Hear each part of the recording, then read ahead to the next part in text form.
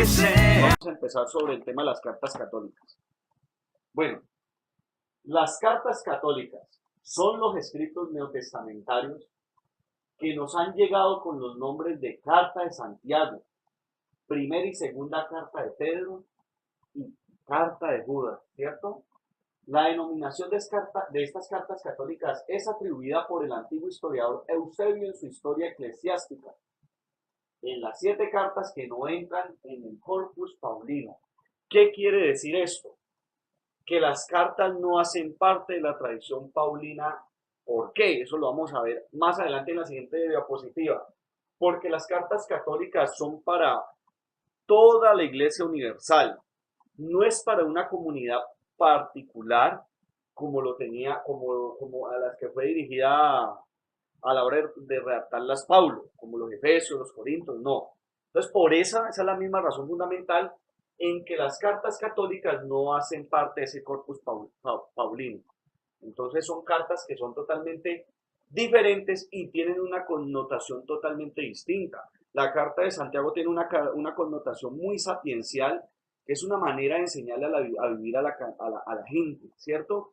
Las de Pablo también pueden ser muy pastorales, las cartas de Pablo son doctrinales, pero la carta de Santiago es muy sapiencial. Entonces, son muy distintas en su connotación y a la hora de su redacción. Y es muy importante mirar cuál es el querer del Espíritu Santo a través de estas cartas para mirar a ver qué es lo que quiere el Espíritu Santo en nuestras comunidades, en nuestras parroquias, en nuestra iglesia particular y también nacional. ¿Cuál es el querer de Dios por medio de eso? ¿Cierto? Por medio, ¿cuál es el querer de Dios ante estructuras económicas, políticas, ideológicas también y también religiosas? Si son compatibles con con este querer de Dios a través de estas cartas. ¿Cómo nos puede iluminar vivir una fe a partir de estas cartas? Bueno, las cartas católicas. La razón de este nombre es que no están dirigidas a algunos destinatarios particulares, sino a toda la iglesia. A toda la iglesia está dirigido estas cartas. Ya se los había dicho anteriormente, que son cartas que tienen una connotación muy diferente. La de Pedro también es muy diferente. La primera carta de Pedro es como muy doctrinal, me parece, también sapiencial, pero la segunda es como una denuncia, una llamada de atención ante ante unas personas que van promulgando una fe que es totalmente distinta a la que estipuló el Señor. ¿Listo? El significado católico universal expresa la principal característica de estos escritos. Entonces es una característica en la que nosotros nos debemos centrar. ¿Cómo nos vamos a ir hoy de esta clase? Las cartas católicas tienen una connotación universal y no particular como las cartas del canon paulino. Esa es la que nos vamos a mirar. No son las cartas paulinas, ¿por qué? Porque tienen una connotación totalmente universal. Las cartas de Pablo fueron dirigidas a unos destinatarios muy particulares como los Efesios, como los Corintios, como los Gálatas, como los Romanos. Las cartas de Pedro, las cartas de Santiago y las cartas de Judas no tienen esa connotación. Yo quiero que ustedes se me vayan a las casas o se me vayan a la camita hoy con esa idea, principalmente. En síntesis, eso es lo que nosotros debemos de aprender. No tiene una connotación particular, sino que tiene una connotación totalmente universal. Es decir, que están dirigidas no a una iglesia particular como las cartas de Pablo, sino a los cristianos en general. Estas cartas, ¿cómo las vamos a trabajar en las parroquias? ¿Cómo nos puede iluminar la vida parroquial o cómo nos puede iluminar la vida nacional o particular? ¿Cierto? ¿Cómo nos vamos a mirar y a configurarnos sociológicamente a la hora de nosotros poder, digámoslo de esta manera, combatir con aquellas estructuras económicas o políticas que nos oprimen hoy en día y que no nos dejan realizarnos y no deja humanizar al pueblo? Entonces, eso es muchas veces con esta connotación y eso lo vamos a ver en Santiago. ¿Listo? Vamos a mirar. Vamos a empezar con la carta de Santiago, de una vez. Entonces, ya les di un poquito de una introducción porción muy corta lo que es las cartas, porque solamente tenemos 3 secciones, pero vamos a mirar y vamos a profundizar un poquito sobre la carta de Santiago. ¿Listo? Los autores, vamos a ver los autores. Los autores se dice que son de Santiago el mayor y el menor, que son totalmente improbables, como lo dice aquí en la diapositiva. Santiago, el hermano del Señor, sí tendría las posibilidades más o menos. Sin embargo, según los estudiosos, es seudónima. O sea, entonces algunos, o sea, se pensaba anteriormente que los autores de la Carta de Santiago, por tener el nombre de Santiago, tenía que haber sido escrita por algunos discípulos oculares del Señor, pero no es así, no es así. Es totalmente seudónima. ¿Qué quiere decir de seudónima? Que es un falso nombre, que lo redactó posiblemente un discípulo, como lo dice aquí un judío cristiano griego, y que le puso el nombre de Santiago. ¿Para qué? Pues para que la gente o el lector le llamara la atención ese nombre y pudiera leer la carta. Eso hoy en día es plagio, eso hoy en día no se puede hacer, pero pues en ese tiempo era una modalidad normal para que el lector le llamara la atención el título y pudiera dirigirse al texto y poderlo leer. ¿Listo? Entonces, es seudónima, ¿por qué? Primero, pues porque el, digamos, la estructura en la que está escrita esta carta es totalmente sapiencial y se requiere unos conceptos griegos que hace imposible que estos dos discípulos hayan escrito esa carta porque son personas que no eran muy cultivadas en la cultura griega y más que todo en su lenguaje. Eso es uno de los motivos. El segundo motivo, ¿cuál es? El segundo motivo lo vamos a ver aquí, que fue redactada entre los 80 y los 100. Y dentro de este tiempo es totalmente imposible que los discípulos oculares del Señor estuvieran con vida para redactar la carta. Entonces, por eso se dice que fue un judío cristiano con formación griega y esta debió escribir en Palestina entre los años 80 y 100. Y se dice que este discípulo o este judío cristiano recogió unos fragmentos de Santiago, el hermano del Señor, y también redactar su carta y poderla estructurar bien. Eso es lo que dicen los estudiosos en el tema de la fecha y en el tema de los autores de la carta. ¿Cuáles son sus destinatarios? La, entonces la carta maneja como una alegoría o un símbolo las 12 tribus dispersas. ¿Qué significa las 12 tribus dispersas? A todo el mundo, pero en su tiempo, iban destinadas a las 12 tribus dispersas que hacen referencia a la diáspora judía, a los judíos que han vivido afuera de Palestina y que han sido excluidos por sus mismos hermanos, porque pues los judíos son muy territoriales, excluyen a las personas que no se han criado en Palestina porque pueden ser contaminados por medio de otras culturas que muchas veces son contradictorias con la moralidad judía. Entonces el judío es muy territorial y muy cultural en ese aspecto. Pero mire cómo Dios hace su obra porque esas comunidades al sentirse excluidas, cómo Dios obra en ellos y les da esperanza por medio de esta carta, ¿no? Es lo que a mí me llama más la atención en ese ámbito. Pero la referencia natural al Señor Jesucristo obliga a identificarlas con las iglesias difundidas por Asia y Europa. Entonces ya estamos hablando de unas comunidades ya de peso, unas comunidades que son totalmente formadas, muy formadas afuera de lo que es la cultura judía. Es un desafío muy grande y cómo comienza ya el enfoque de la evangelización universal, ¿no?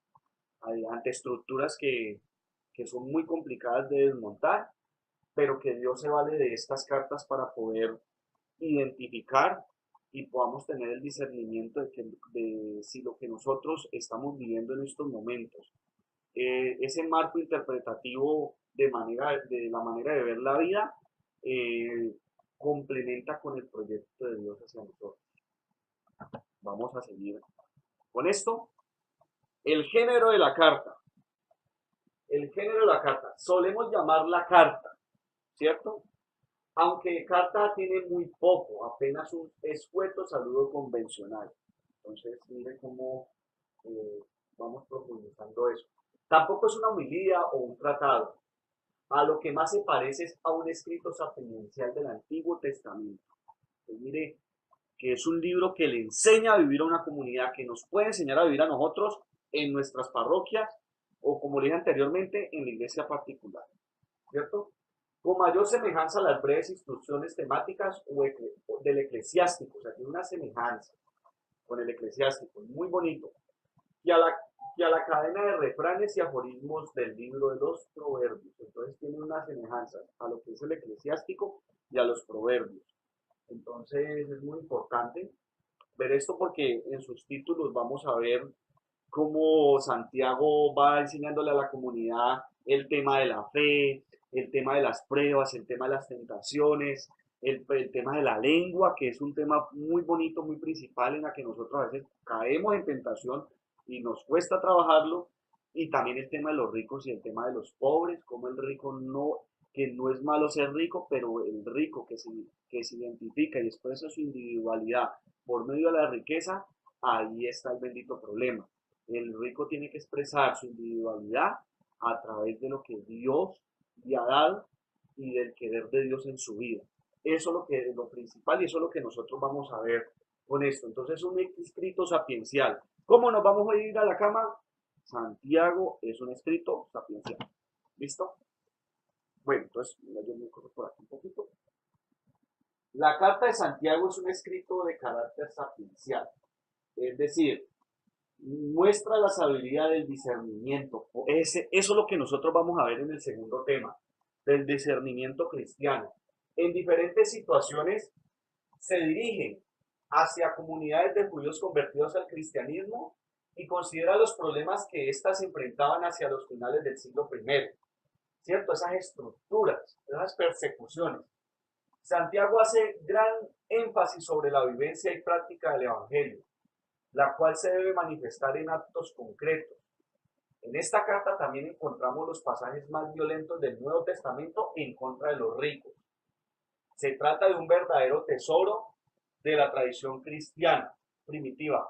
Los cristianos de hoy tienen mucho que aprender de ella, principalmente de las situaciones que ahí ya se reflejan. Entonces, este es una síntesis de lo que nos muestra Santiago y cómo es importante nosotros poder aprender a vivir en los momentos de persecución, a no perder la alegría en los momentos en los que estamos afligidos, también en mirar y discernir cuál es nuestro deseo para descubrir cuál es la sapiencia de Dios en nosotros, que supera la sapiencia del hombre, ¿cierto? Entonces, ¿y cómo debemos de vivir la vivencia y la práctica del Evangelio? Que el Evangelio es un libro de la sabiduría para cultivar el discernimiento. Entonces es algo que nosotros podemos ir aprendiendo sobre este tema de lo que es Santiago. Entonces, estas diapositivas o esta presentación que estoy aquí se las voy a mandar en los módulos en el correo del CAE o los voy a mandar en la red de comunicación para que ustedes puedan profundizar y leerlo con más detenimiento. Entonces es una carta muy importante, muy bonita, en el que habla muchas cosas en las que nosotros nos podemos identificar y podemos discernir poco a poco cómo va ese comportamiento y cómo va, vea, esta y esta, cómo va eso. Tener una vida existencial y tener cambios, ¿no? A veces hay descambios en la vida y a veces en el proceso del discipulado no solamente nos detenemos, sino que nos echamos para atrás. Entonces es importante hacernos muchas veces la pregunta, ¿cuál es nuestro discernimiento cristiano? ¿Cuál es nuestro deseo? Y si esos deseos corresponden al querer de Dios, simplemente para nuestra felicidad. Entonces, si hay un discernimiento claro y ha habido cambios yo el mismo Andrés del 2000, el Andrés del 2017 es el mismo Andrés del 2018, es algo que nosotros tenemos que ponerlo en oración y no darnos miedo de expresar eso en el Santísimo al Señor. ¿Listo? Bueno, Vamos a ver los temas de manera sintética, los temas que nos presenta Santiago. Son 5 temas en total, son temas totalmente importantes en las que es necesario nosotros poder ver y descubrir. ¿Listo? Vamos a mirar esta primera pruebita. La prueba, pruebas y tentaciones. Pruebas. ¿Qué son las pruebas? Las pruebas son externas. Las pruebas son la consecuencia de algo externo por nosotros comportarnos como Jesús. Son pruebas que a veces son pruebas externas a través de los sistemas económicos y políticos a los que también fue víctima Jesús. Jesús fue una víctima de una estructura económica y religiosa que oprimía a su pueblo en su tiempo. Y él, al predicar un padre que le da nombre al pobre y que no le da nombre al rico, como lo hace en la parábola del Lázaro y el rico, es algo totalmente extraordinario. Ustedes ven en esa parábola que en la parábola el rico no tiene nombre, pero el pobre Lázaro sí. Es porque va en contradizo, porque para Dios el pobre sí tiene nombre y el rico no, pero para la sociedad normal el rico sí tiene nombre y el pobre no. Entonces hay como un giro copernicano en ese sentido, hay un giro sociológico, pero a veces ese giro copernicano o esa manera de ver la vida a la manera de verla como lo hace Jesús, trae unas pruebas a nivel externas en las que nos tratan de opacar y eso lo vemos a veces en la iglesia cuando la iglesia promueve la humanidad, cuando la iglesia promueve la dignidad humana y cómo las estructuras económicas y políticas tratan de caricaturizar a nuestros obispos, a nuestros sacerdotes o a las personas también que tienen un convencimiento claro ante la dignidad de la persona. Entonces son pruebas como consecuencia de la prédica del Evangelio, una persecución. Las pruebas son las persecuciones. O sea, la fe tiene que implicar una persecución. La gente nos tiene que ver raros. La gente nos tiene que ver con una mentalidad humanista. La gente no necesita moralidad. La gente lo que necesita es esperanza de un Dios que le da nombre ante una sociedad que lo excluye. Y esa mentalidad lo que hace es generar pruebas, generar persecución, generar calumnias, y no nos puede dar miedo vivir de esa manera. Entonces es lo que pasa a veces. Cuando nosotros nos da miedo las pruebas y vamos perdiendo, digámoslo de esa manera, la fuerza del espíritu, porque a veces las pruebas nos atribuyen, van surgiendo las tentaciones que es a nivel interno. ¿Cuáles son las tentaciones? Buscar la aprobación social. ¿Qué es buscar la aprobación social? Que el evangelio se vaya vendiendo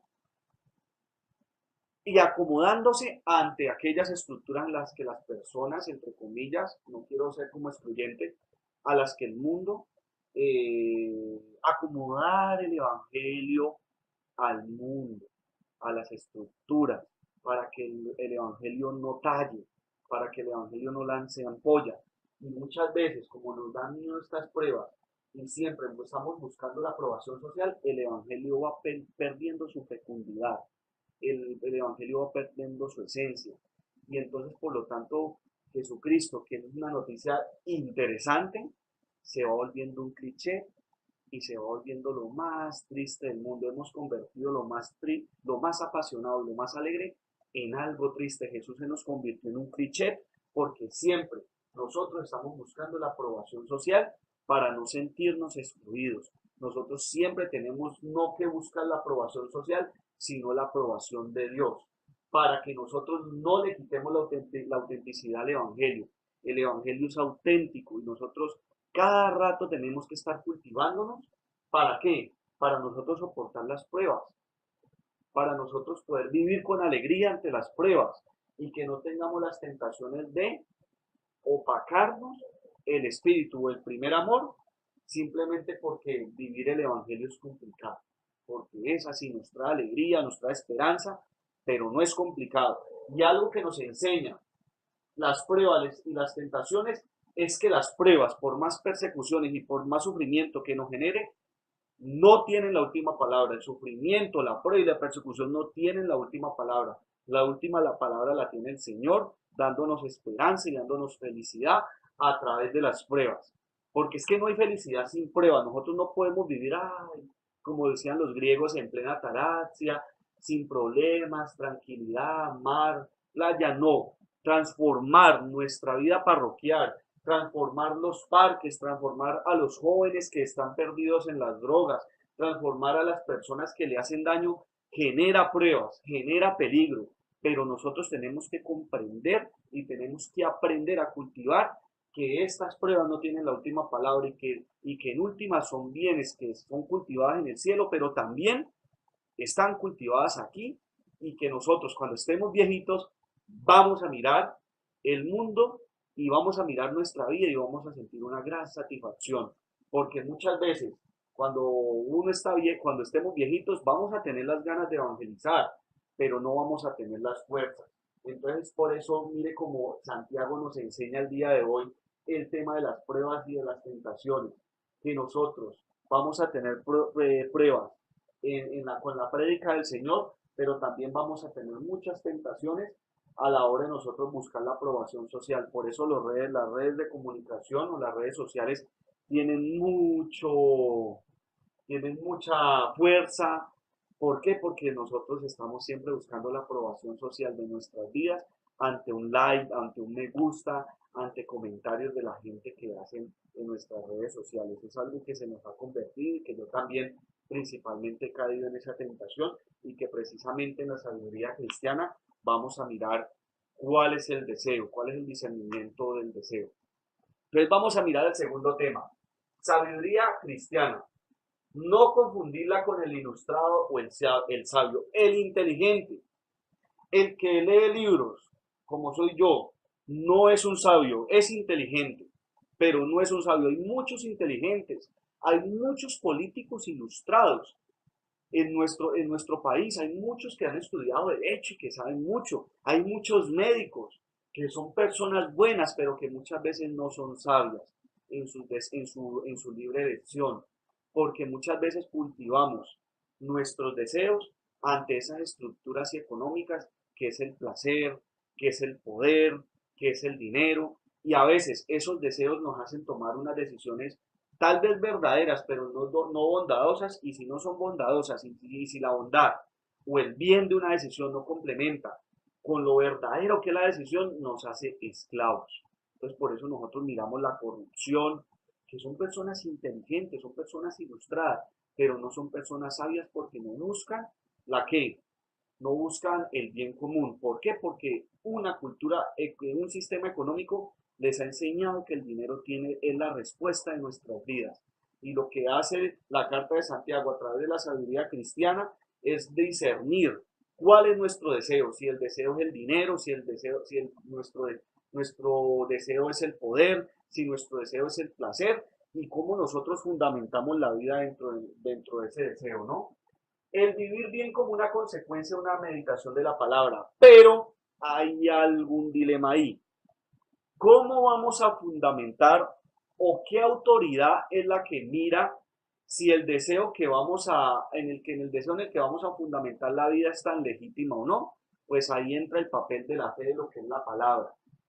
El evangelio de que el evangelio que Santiago recomienda para cultivar el arte de vivir bien. O sea, entonces primero, ¿qué es lo que hace Santiago?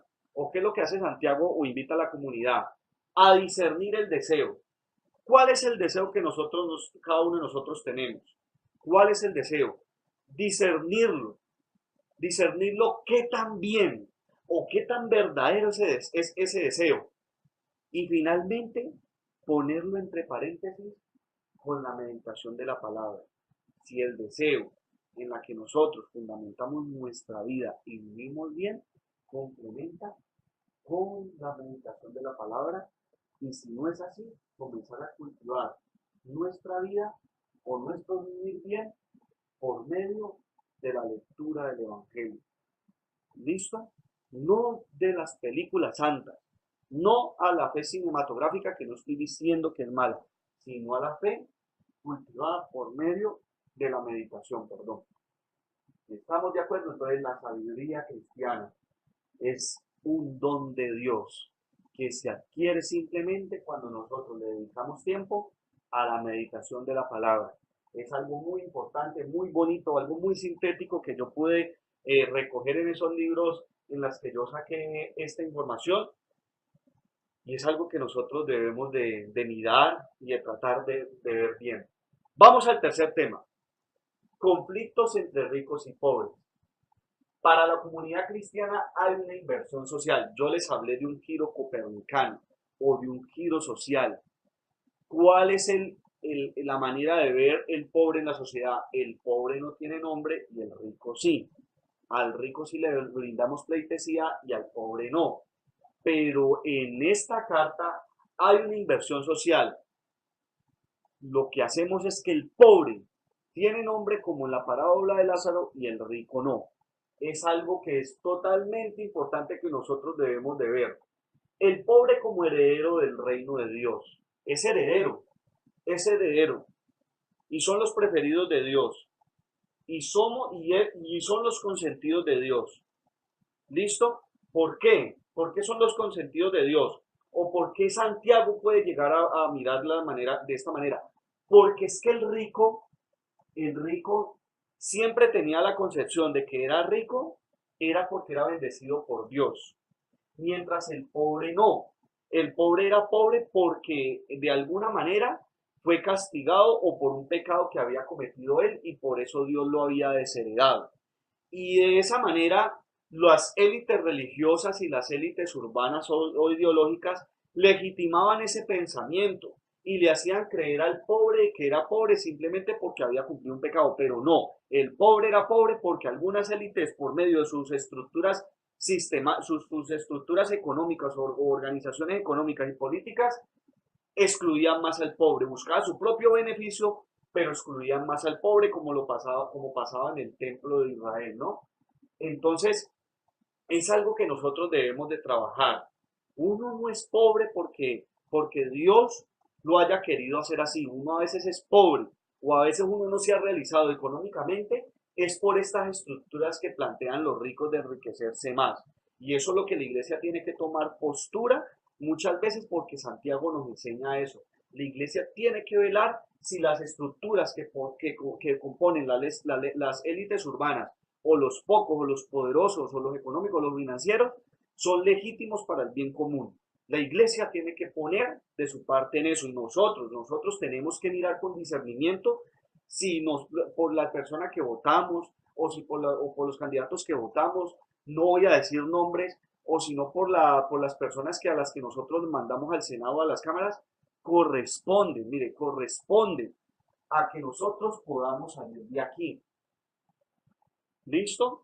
Porque siempre hemos sido víctimas ante eso. El reino de Dios tiene que tener una connotación o una transformación social, pero para eso nosotros tenemos que mirar con ojo crítico cuáles son las pretensiones de estas personas, que no son todas, porque hay personas que son adineradas y son muy buenas, pero también hay personas que se aprovechan de la ingenuidad de nosotros, de uno a la hora de nosotros depositar un botico o a la hora de nosotros acoger un pensamiento de un Dios que excluye porque simplemente hemos pecado. El rico que contribuya para la realización personal por el pobre. O sea, no es que el rico deje de ser rico, aquí no se trata de eso, sino que contribuya para el bienestar de la persona que no puede realizarse por sí misma, por medio de empleo o por medio o brindarle una tierra en su tiempo para poder cultivarla, que es lo que Santiago quiere, ¿no? En este tiempo habían ricos cristianos que se habían convertido al cristianismo y había cambiado su mentalidad de dejar de acumular como lo decía el Señor, sino también de mirar y velar, y velar por el principio de subsidiariedad hacia el pobre. ¿Y cuál es ese principio? Una ayudita para que el pobre se autoayude, para que la persona excluida se autoayude. Es enseñarle a pescar, pero es darle la oportunidad a esas personas para que puedan salir adelante. No es darle todo, pero sí que se autoayude. Y esos cristianos, esos ricos que eran convertidos cristianos, A eso es los que se dirige Santiago en una de las partes en las que él redacta su carta, ¿no? Y esta parte es uno de los principales temas, es uno de los principales temas más extendidos ante eso, en mirar todas estas cosas. Pero habían ricos que también manejaban esas estructuras que no dejan que el pobre pueda, pueda desarrollarse integralmente, que pueda desarrollar a sus hijos o a su esposa. Y muchas veces cuando el pobre en ese tiempo no tenía con qué pagar unos impuestos, pues le quitaban sus bienes, le quitaban sus bienes. Y las personas que le quitaban sus bienes, los que hacían parte de las élites urbanas, le hacían cultivar a los mismos pobres que esto era una obra de Dios, que esto era una obra de Dios, que Dios actuaba así. Y mire cómo estas cartas lo que hace es cambiar una cosmovisión. Les muestra un Dios que va en contra de ese sistema que oprime y que le da esperanza al pobre a realizarse, pero también le da esperanza al rico de que no está condenado del todo, sino que su finalidad es ayudarlo a él para que se pueda realizar y de que la riqueza no tiene la última palabra como lo puede tener la persecución o el sufrimiento que puede generar la predicación del Evangelio, que puede generar las pruebas. Entonces, este tema es muy bonito, es muy importante, ustedes lo van a ver en la carta de Santiago cuando lo lean.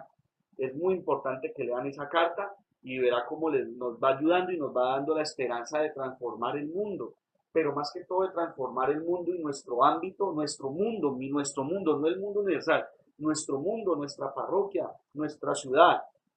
Y a medida de que nosotros vayamos transformando y pidiéndole al Señor, cómo las personas se van transformando y van mirando que la alegría no está en acumular cosas, que uno puede tener tantas cosas, pero que uno puede sentirse el hombre más solo del mundo, que uno puede tener una gran moto, o que uno puede, en mi efecto, que uno puede tener un gran carro, pero que puede sentirse la persona más sola del mundo, porque a veces pensamos que la respuesta está en las cosas, cuando la respuesta está en la compañía que Jesús nos pueda brindar a nosotros y de sentirnos amados y consentidos por Él. Esa es la respuesta a la que nosotros le tenemos que jalar para compartir ese encuentro y ese amor tan apasionado que Jesús tiene sobre nosotros ante personas que se sienten solas.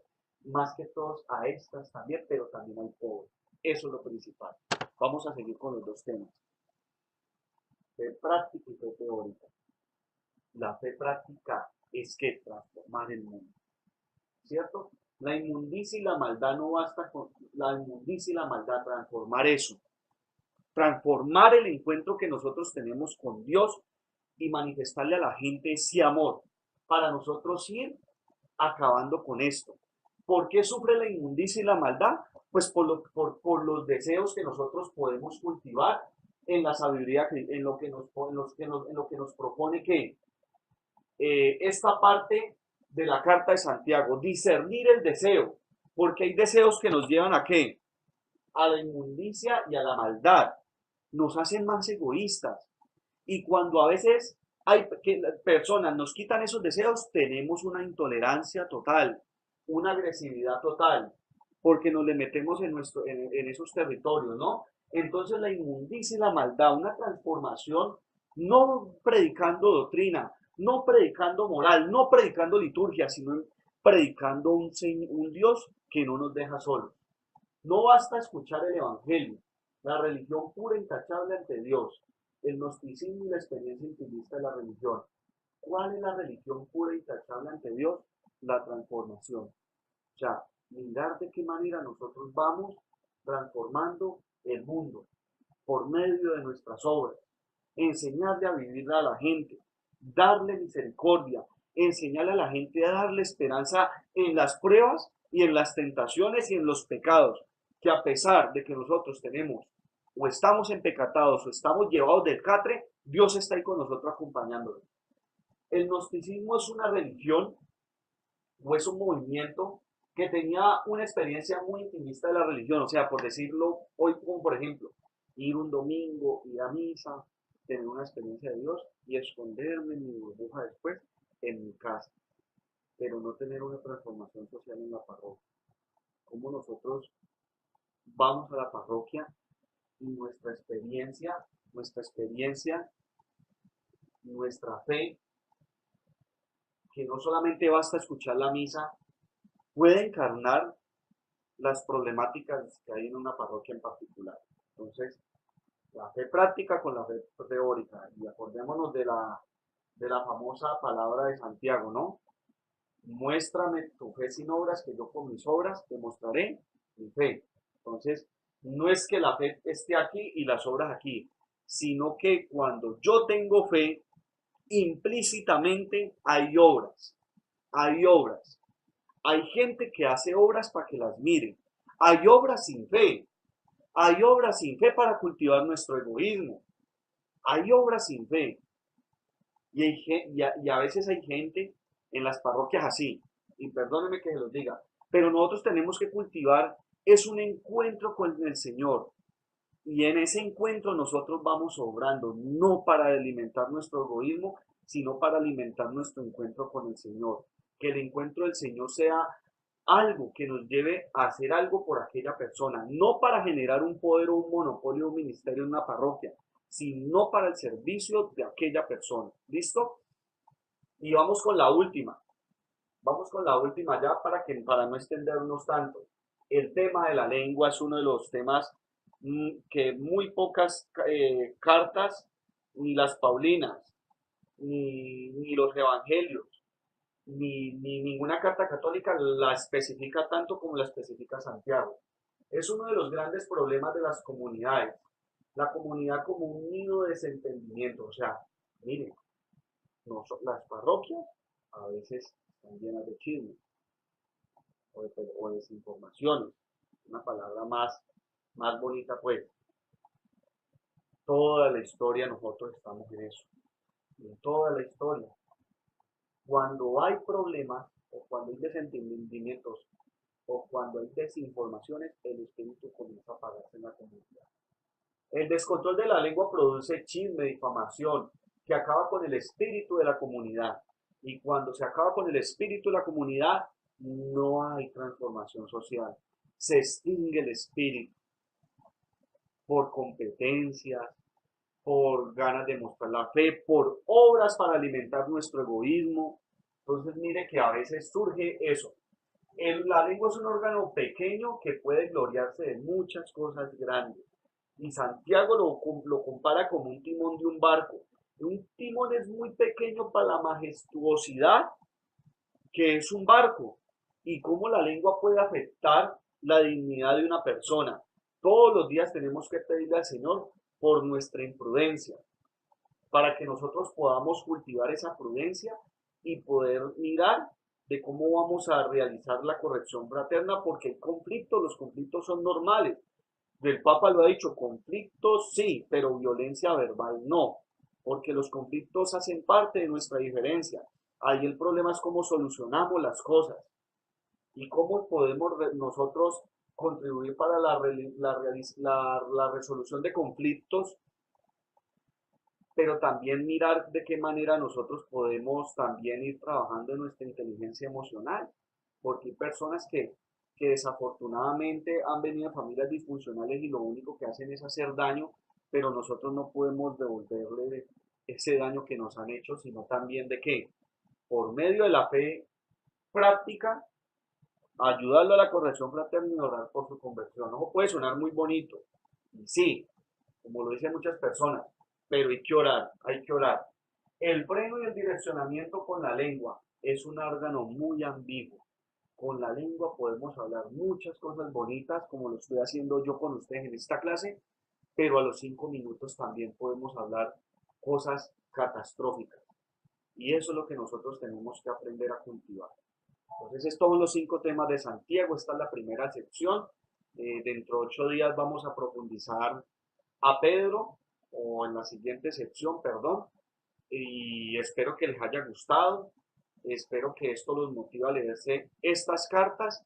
Y que llévame donde los hombres necesiten tus palabras, necesiten ganas de vivir, donde falte